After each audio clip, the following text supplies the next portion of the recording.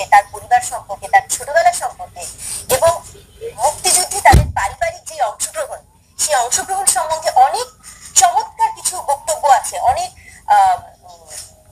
Glorified অংশ আছে। সেই অংশগুলো তার জীবনের অংশ হতে পারে, সেই অংশগুলো তাকে নিয়ে চলচ্চিত্রের প্রতিপাদ্য বিষয় হতে পারে।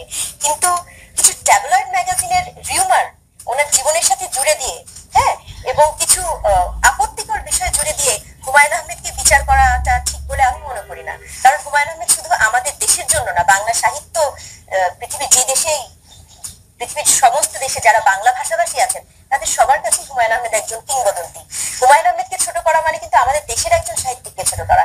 এটা যেহেতু আন্তর্জাতিক ছবি বলা হচ্ছে, এটাতে তো আরো বেশি কেয়ারফুল থাকা উচিত ছিল বলে মনে করছি। আমি খুব সংবাদ মাধ্যম এবং গণমাধ্যমে দেখেছি এই ছবিটির যখন মহরত অনুষ্ঠিত হয়, সেটা খুব চমৎকার ভাবে ধুমধাম করে মহরতটা অনুষ্ঠিত হয়।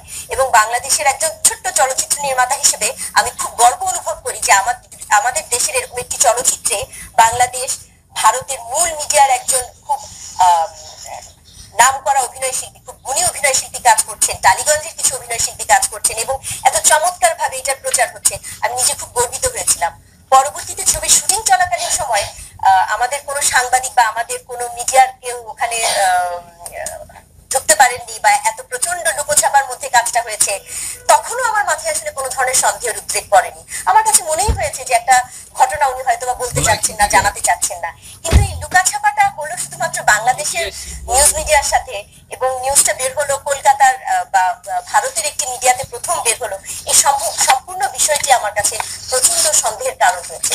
এবং যিনি ছবি নির্মাণ করছেন তিনি তো জানেন তিনি কি নির্মাণ করছেন, তাহলে যোগাযোগের শুরুটা তার কাছ থেকেই আসা উচিত ছিল না?